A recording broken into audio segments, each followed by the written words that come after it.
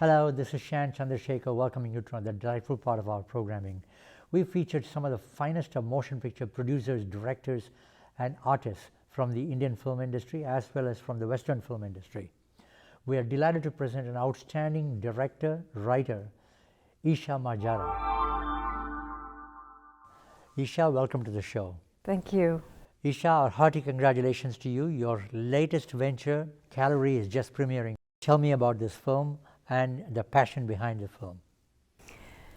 I wrote the first draft of this film 10 years ago. Wow.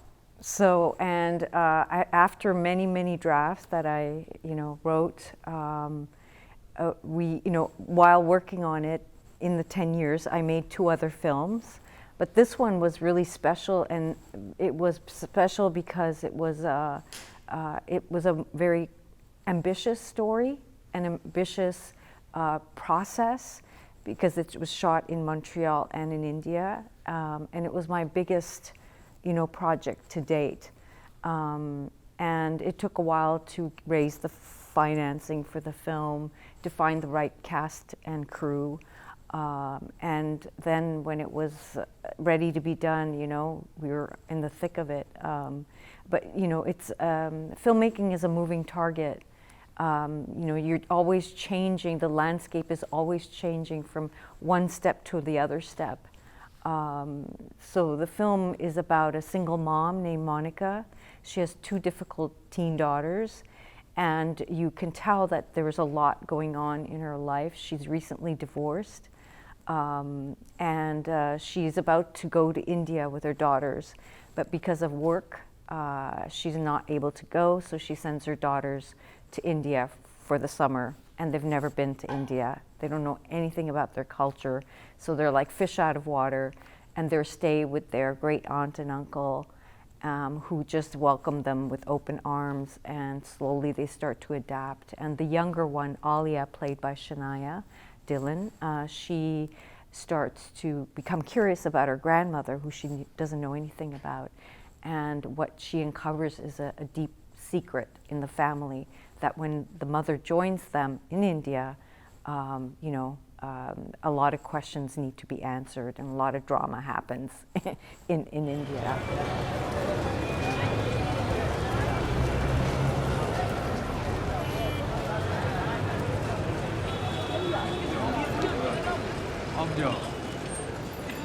Alia?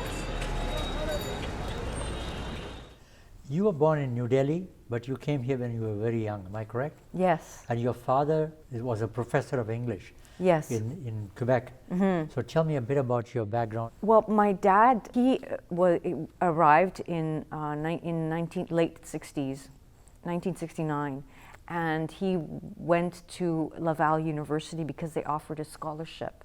It's a French university in Quebec. He already had learned French, and he was the only Sikh, probably only Indian there at the time. And the late 60s was a very difficult time, very different time, and not difficult, and very open to India because of the Beatles and, the hippie movement. And so he was kind of like the cool professor, cool. He was a master's student, in fact.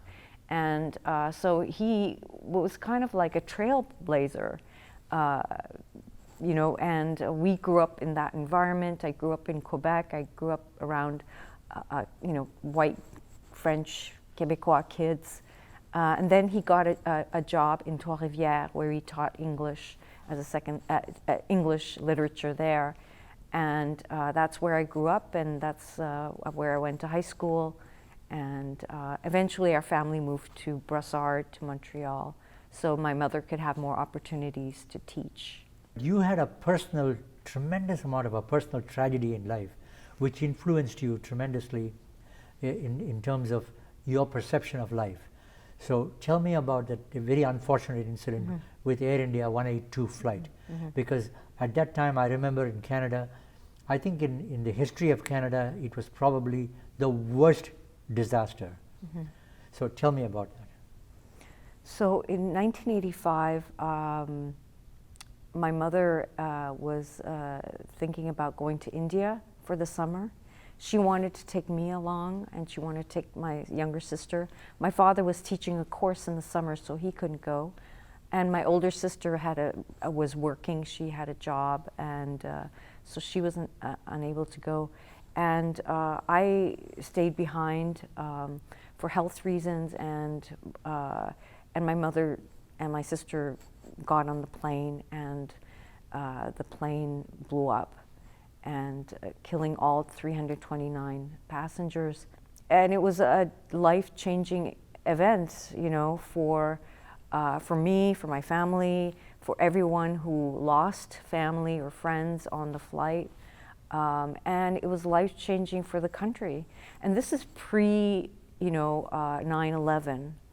Right. And it was a different world before 9/11. People didn't use the word terrorism as often as they did post 9/11. And,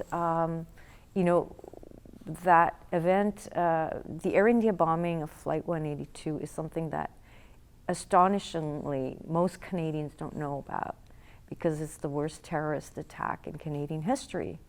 And and even in our community, many people don't know about it, especially the younger generation. And there've been documentaries made of it, not that many, books written about it, but a feature film hasn't been. I mean, there was one done, Masala, which was in 1991, if I'm not mistaken.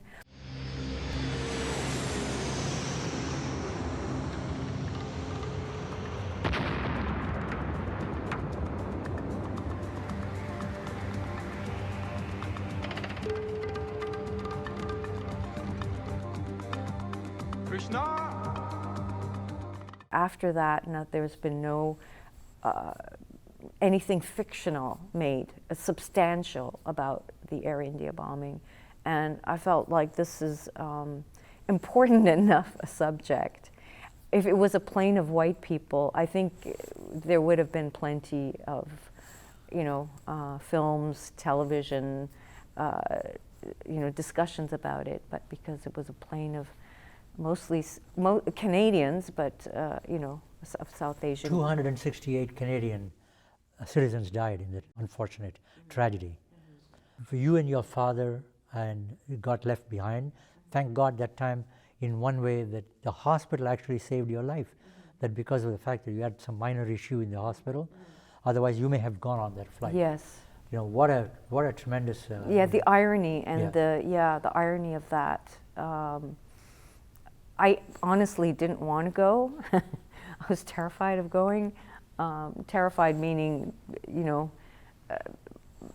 being around family and not having my freedom and all of that. But my mother felt, as you will see when people watch Calorie, there's a big cultural gap, because I grew up in Quebec. I grew up in a predominantly Francophone community, and I didn't have much connection with my culture. My mother was my culture. She was deeply, devoutly Sikh, and she tried to get us to learn the language. She tried really hard, it was a very surreal time in my life. Just going through that trauma of, having to identify the bodies of, your family members was unimaginable. It was just traumatic. Well, the Air India tragedy also triggered Remember Me Not. So tell me about that venture. This project is a photo essay that is about the Air India tragedy, but it's about family and memory, and using when the tragedy happened, the personal effects of the people we lost, my mother, my sister, were returned to us in plastic envelopes, in a paper bag, and they had a number on it. Wow. 1-8, 82 was my sister's number, and there was another number, and these objects, I became really fascinated by those objects because they were the only things that were found on their bodies. And my sister had an earring and a ring that was broken. And my mother had a broken watch. Wow. And her wedding ring. Wow. So I took extreme close-ups. I was fascinated by macro photography. When you look at something really, really up close, you see a whole new world. And I took these incredibly close shots of this earring, and I could, see things that may tell a story. And I'm fascinated by my mother's watch because it is stuck at 4:06. That is the time on the watch and one of the handles. And so I said, what happened at that very moment? Wow. At 4:06. And so my photo series is kind of brings out, just is an exploration of the stories that come from these personal effects, and I humanize them a bit. I bring in archival pictures of my mother and my sister and layer them with these objects, kind of bringing their history back into those objects that they last wore when the moments they died. So how did you get involved as a writer and as a director in the film industry in Canada? I knew very early on that I wanted to be an artist, but I didn't know what medium I wanted to go into. At first it was photography, but photography just felt like it was not timeless enough.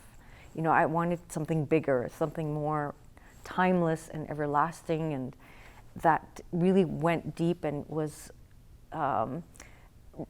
kept for a long time and preserved for a long time in people's minds. And I wanted to tell stories. One of my fondest memories is going to India in the summers and meeting my cousins and staging plays on my grandmother's rooftop. We'd take bed sheets and turn them into curtains, and I would just invent stories and force my little cousins to perform, and that was the highlight of my summers in India, and that gradually I went into photography, but I always knew I wanted to make cinema. Right from your younger days, apparently you were tremendously influenced by a famous actor in India called Helen. Yes. She was extremely popular, and she did very often the vamp roles in films. She was a very good dancer as well. So tell me about what made you attracted to her performances. I made a film at the NFB called Desperately Seeking.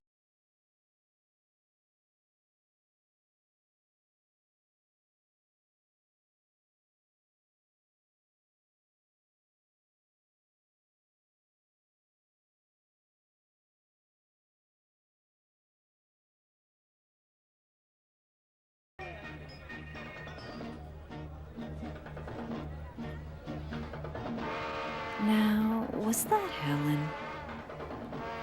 I must be dreaming. And that won an award for you. Yes, it won 2 awards at Locarno Film Festival and at Munich at the Documentary Film Festival. And I didn't know what that meant, those festivals at the time. I didn't know that they were, reputable festivals and awards. But it was my first professional film. And it was a sort of a coming-of-age story, a search for identity. I'm in the film. I was reluctantly made to be in the film, but I had to be because it was kind of my story, and it's sort of experimental docudrama. And I go there to search for my childhood film star, Helen. Now, she wasn't really my childhood film star, but I had seen her in films, and I just loved the camp, her energy, and her glam, So I had this idea of telling my story through this search for Helen, and I discovered a lot about Indian cinema while I was there. I got to interview a lot of big stars, you know, Padma Khanna and Mehmood I interviewed. And I didn't get to meet Helen, but she was more of a symbolic figure in the film of my search for identity. And what I learned about Indian cinema that I didn't know is that in Indian cinema, up until a certain time, there were heroines and there were vamps. And Helen was a vamp. And that fascinated me, and it played into what I always was drawn to about the female archetype, the bad girl. You know, I identified with that bad girl because she is kind of a trailblazer, and she, you know, does not follow the rules. So that was my fascination with her. And Helen was really, the more I was working on the film, the more I realized like she had a difficult time getting heroine roles because she was an Anglo Burmese Indian person, and and the roles were given to mostly Indian actors, and it was hard for her to break out of the vamp archetype or typecast as a vamp. She was typecast as a vamp. And once you get typecast as a vamp, you can't be a heroine, you know, in Indian culture. So it was a real educational experience for me making that movie and appreciating Indian cinema of that era. My father is very well versed in Indian cinema, apparently. He loves the music and everything. So everything I need to know about Indian cinema, I go to him. Indian cinema is based on, especially the older days, the Indian cinema was based on three kinds of obsession: the taboo obsession, the security obsession, and the omnipotent obsession. And it's interesting, if you really take it, the hero can never be defeated in the Indian film. He can catch a bullet by his hand, you know. I mean, there's some tremendous amount of, you know, exaggeration of characters. And you're right about the heroine's roles. You know, once you've acted as a vamp in a certain film, you're typecasted. And same thing happened for a little while about villains as well. Once you act as a villain in the film, you could never be a hero. But that changed now in the later days. You know. You won the Critical Choice Award for that film, actually. Then right after that, you came up with The Tourist. Yes. Right? Tell me about the film Tourist. So I made this documentary, which was really successful. People are talking about it till this day, you know, people who had seen it, and this NFB documentary I did, and I wanted to transition into fiction filmmaking because that's what I really wanted to do. And so I was spending a lot of time in Germany at the time, and I was dating a German, and he was a producer. And you know, I told him about the story that I wanted to do. He pulled his resources together, and we found actors, and we shot it, you know, over a few weekends, and on very little money.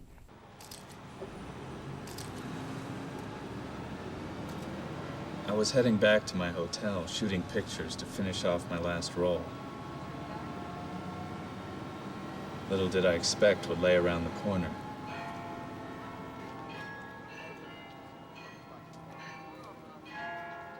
I got to make a short film with which I could, you know, make my subsequent films, and get some experience in directing and doing drama. That led on to House for Sale. Yes. So tell me about that film. So House for Sale is a short film which is led by a South Asian trans character in 2012, and it came out in 2012, this film, who is played by Atif Siddiqui, who's a colleague and a friend of mine, a performer, an artist. Atif plays this trans, non-binary character, and who proposing as a home buyer to the house of his lover, who's married, and meets the wife, who doesn't know about the affair. So, do you live in the area? No, I was just visiting a friend who lives nearby. I live downtown, Whereabouts? in the village. Oh. Are you looking for yourself, or? I mean, it's just a sudden change from downtown to all the way out here. Well, it's for me and my boyfriend. We're ready to settle down and start a family, you know. My neighbors have just adopted 2 Chinese girls, and they're adjusting surprisingly well. Can you imagine? And so there's a lot of mystery and tension as she's showing the house to this mistress, I guess. And so it was a really a wonderful experience in the sense that it really got me exposed to the queer community, the South Asian and, you know, general LGBTQ community, which, you know, has really embraced me. And then I went on to make a feature film. Venus. That was in collaboration with Joe Bellas. That was with the producer who has produced Calorie, yes. Right. It was our biggest, it was our first project together. And it was a you know, it's a feature dramatic comedy. That was really fun to make. Surprise! Hey, kid! I've seen you following me around for the past couple of days. You're Sid Gill? Yeah? You're my dad. It's here again. You dated my mom. Why did you guys break up? That's complicated. You're transgender? Yeah. That is so cool. At that time, were there any risk factors involved in terms of investment in taking a chance in doing a film dealing with those kind of more progressive thinking trends, and for racialized communities especially? Well, certainly I think we were ahead of the curve. In 2012, Laverne Cox was on the cover of Time magazine. Laverne Cox is a transgender actress. Caitlyn Jenner came out as a woman. You know, these figures, and so a lot of people who didn't know about the transgender community started to get to know about it. And we were already in the process of making this movie, which had a lead character that was transgender and South Asian, and had a really complex life story. It's funny. It's really funny film. Who's this? I'm his father. Mother, but I'm working that part out. You have a boyfriend? That's even more complicated. You got the best deal. You got to skip the dirty diaper phase, the potty training, the temper tantrums, blah, blah, blah. Skip straight ahead to prepackaged teenager. That's just so nice. While Joe and I were making it and we were pitching it to producers, you know, and we were telling them about South Asian trans, we got pretty funny looks because it's like, how are you going to pull this off? Like, why don't you make it simpler? Why don't you make it a white person, or, you know, like, because there's so many layers to this character, and I mean, it was hard. It took a year and a half, I think even longer, to find the right actor to play the lead. It took a very long time. But once we got all of the cast members together, we had a really wonderful connection. And we also cast Gordon Warnock, who played the lead in My Beautiful Laundrette, the British film. So that was an honor to have him, you know, playing the father of the lead character. I think she doesn't understand you. She has been in your shoes. She always spoke her mind. Sound familiar? Take care of each other. I don't want to lose you. I must have landed here from... Venus won in Whistler an award for you, am I correct? Yes. At the film festival there. Yes. Yeah. That's a very prestigious festival. I've attended the Whistler Festival in British Columbia. Yeah. So tell me about that award. It's called the EDA Award. It's awarded to female directors. I think that we're still struggling in terms of like the balance between female and male directors. There's still not enough female directors in the fiction filmmaking industry, especially.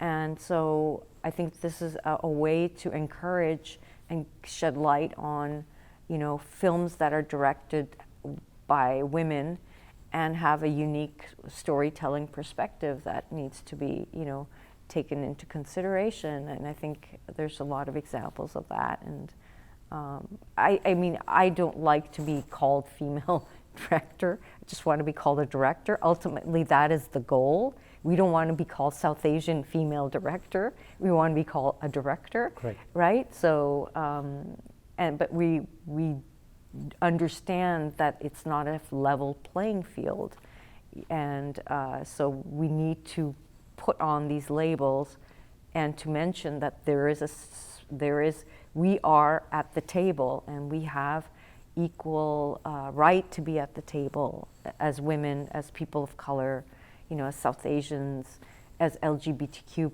people. So that ultimately it would be nice to not have any of those labels and just do the job and do it well. Interesting. You spoke about the doors being open for minorities. I'd like you to listen to what Valerie Creighton told me when she came here as the president of Canada Media Fund in terms of opening the doors for racialized communities.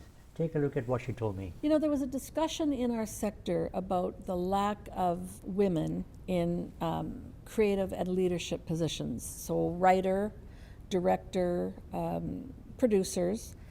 And the broadcast sector, it wasn't the best.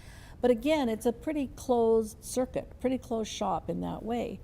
So we talked with government and we brought together an initiative to try to not penalize but incentivize broadcasters to look at these things and to do more to get a higher percentage of women in those positions. So when we took on this work at the CMF, we changed our language to be growth and inclusion, not equity, diversity, and inclusion. Because I said, what is diverse? Okay, are we diverse? If we had 2 other women here, would that be more diverse or less diverse? Or if there was a black person here, like what is diversity? It's such a broad term. But for me, I had Jason Bedell was on my board at that time, who went off to Disney, and he's black, and he was a really great contributor to the work of the board. And I talked to him a lot about this language and the concepts, and because not everybody got on board with that, right? And so we talked about it, and I said, well, you know, it's really about growing. Like it's growth of stories, growth of ideas, growth of innovation, growth of audience for sure, and growth of revenue, hopefully. And I said, but inclusion's important because they've been excluded. So he said, I think you should call it growth and inclusion. I said, I think you're right. It's a great idea. So that's how we try to focus on this. We're growing the industry. We're breaking down the barriers and opening doors to that industry. And I think, you know, it started with the gender. You're quite right. It started with women. The percentages aren't bad. Producers and writers are 50 or over. They're better than what they were. Directors are still under, and that's always a challenge. And it's not that these women don't have the history. They just haven't had the access points. Now, she's a very honest and a very powerful lady, and she's very dynamic. She speaks her heart out. National Film Board is another prestigious organization here in Canada, and you collaborated with them, and you came up with a film, Am I the Skinniest Person You've Ever Seen? Tell me about that venture. It's very similar in a way to Desperately Seeking Helen in terms of the approach to the filmmaking and the genre. And so it tells the story. When I was a teenager, I had anorexia. It's an eating disorder, and it's a subject that, you know, that should be talked about more. And so an opportunity came at the NFB. There was a producer that was looking for new projects, and Joe, you know, pitched it. You know, he came to me, said, you know, I want to work with this producer at the NFB. So Joe, who produced Calorie, also co-produced Am I the Skinniest Person You've Ever Seen? And we worked on this project, which started just after the pandemic. And so it's about how I lost all of that weight. The first time, my younger sister and I went on a diet one summer, and I kept losing, and she stopped. And she got out of the diet, and she became healthy, and she grew up, and she, you know, and then I got sick. Do you find you're too skinny? Yes, I am too skinny, but what does it matter? So that is how I tell, that's what the story is essentially about. It's a short film. That film won a Hot Dogs Festival Award as well. Yes. How does it make you feel each time you get an award? Very grateful. I guess I consider myself lucky. Not for getting the award, but for having the chance to live my dream, you know? Since I was a kid, I always wanted to be an artist, and here I am. I'm doing my art. I don't have a 9-to-5 job. I consider that as the biggest award that there could ever be. And of course, I think it's just a reaffirmation of, okay, I think I'm on the right path. I didn't make a mistake. You proved yourself as an artist even further because of the fact you experimented. You came up with Faerie. There was an audiobook.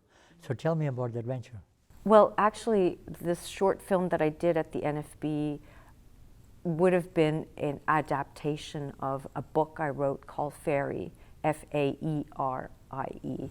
And it's a young adult novel, and it's a fictional story of a young girl, also South Asian, who ends up in the hospital, and it's inspired by my experience being in the hospital for anorexia and her coming of age and how she gets out of the hospital. So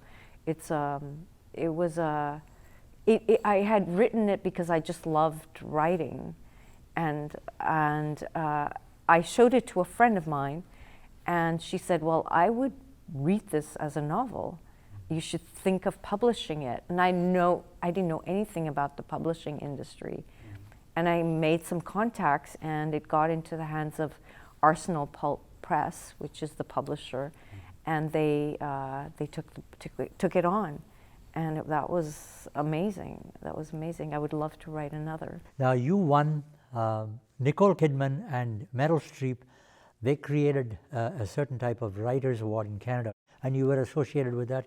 And tell me about that. The Writers Lab Canada is an initiative that was started in the US. It's called the Writers Lab.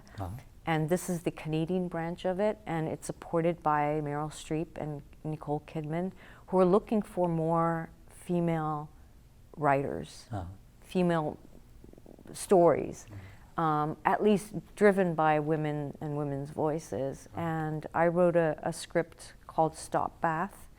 It's a psychological thriller. I like thrillers, I like action, I like drama, I like comedy.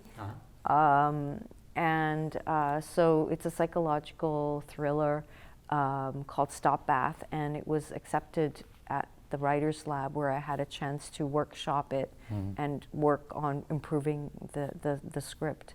And it was an in-depth sort of program that I was involved with. Yeah. So tell me about the ambitious project behind Calorie. When you were writing Calorie, what was going through your mind? What was going through my mind was, oh my God, my producer's gonna have to read another script, because I've written so many drafts of the script, and I've made this poor man read so many drafts. I was like, and he would read them. He would read them. There have been so many versions of the story. Some are pretty hilarious, but the essential story was always there. The writing process was very, very, very arduous. I don't think I've had such a hard time writing as I have this, because it's such a multi-layered story. And multi-layered in terms of time, because there's flashbacks, and also because there's the mother-daughter angle, and there's the India-Canada angle. So having all of these layers work really harmoniously was difficult to achieve on the page. And then it was it was difficult, but not as difficult in the editing room to bring all of those elements together. You know, it's probably, you've probably heard this before, but you make a film 3 times. You make it when you write it, you make it when you shoot it, and you make it when you edit it. So it's like I said, it's a moving target, you know. Among many films that you've already made and very successful, and you won many awards, how special is Calorie for you? Oh my God, it's very close to me. I mean, it's very, because it's coming out, you know, now. I'm still getting people's reactions to it. You know, we had the premiere at the Calgary International Film Festival, and we just had the IFSA screening, which was extremely special. There was, I think people are speechless after watching the movie. I feel like it's touching all kinds of people, all ages, men, women, whatever generation, whatever color. I think Calorie is a very innovative film. I was wonderstruck by the depth that this movie went to. I liked when they were in India and they were like they were looking at the different like markets and stuff and really like integrating themselves in life. I like that part. At some point within that relationship with your parents, you get to that point where you have to become real with one another, for the better or for worse. The film is very, very emotionally drawn. I think it's a very good, very well made, beautiful looking movie. I loved it. I don't think I see this as a South Asian film. It's a Canadian film. Yes. It's a Canadian story, but it's kind of cliche to say it's universal, but it is universal. It is everybody has a mother, you know. Everybody has a mother, so everyone has suffered loss. Everyone has felt out of place or not belonged somewhere. Everyone has had tension in the family, difficult family members. Everyone holds secrets. So there's just all of these aspects to the film. So this is a very important project. I think it's the biggest thing Joe and I have ever done, and it's a milestone. It's definitely a milestone, and I really think it should be seen. And not usually I'm the type of director who, after I've made the movie, it's like my job is done. It belongs to the world. It's not mine anymore. I don't own it. It belongs to the people who watch it.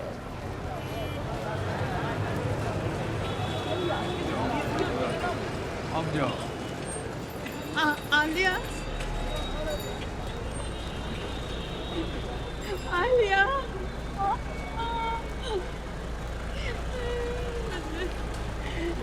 Tu sumie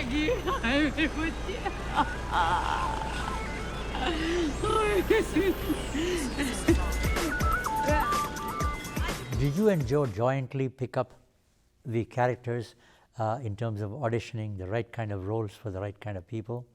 Yeah, and we were pretty much on the same page, you know, throughout the process. And how did you choose Anupam Kher? It was, you know, he was always there at the back of my mind. You know, we do this casting sort of like tableaus, putting faces. You know, who would be our dream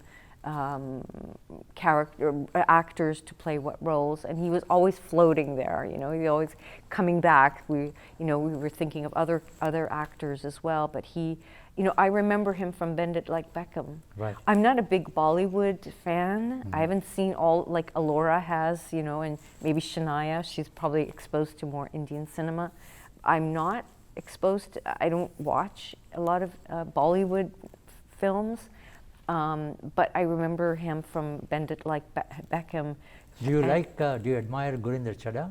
Yes, I love her. I think she's a fabulous director. I mean, she can really draw crowds, And I like her sense of humor and cheekiness and intelligence. And he also played a Sikh in a Canadian film. I even thought he was a Sikh. You know, I didn't He's a know. great actor. He's a great actor. Yeah. So. Nearly 500 films he's done. Mm-hmm. So. For the role of Monica, I had auditioned Indian actresses. Joe and I, thought could we get to play Monica, and they didn't connect with the story in the way that South Asian actresses who are children of immigrants or immigrants themselves understood the story. So Elora was ideal for that. Elora was made for this role. Like, we saw her tape and we always went back to her. And I was like, it's going to be her. It's going to be her. I knew it. She's close to the story. Monica, take the photo now.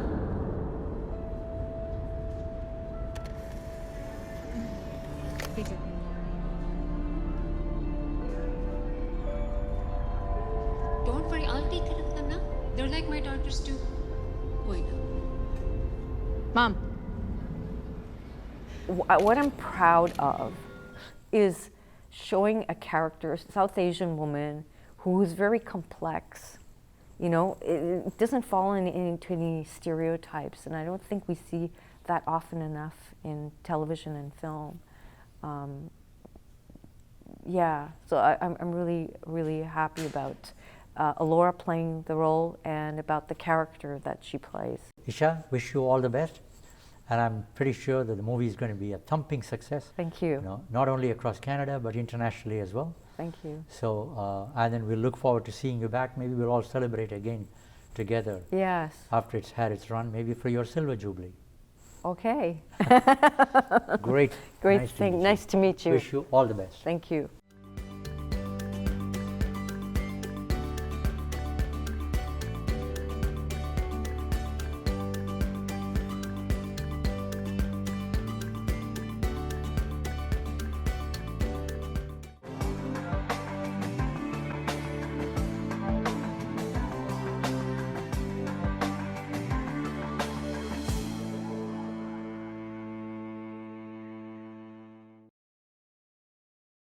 We hope you've enjoyed this presentation. Please like, share, and subscribe so you can be up to date with all our content.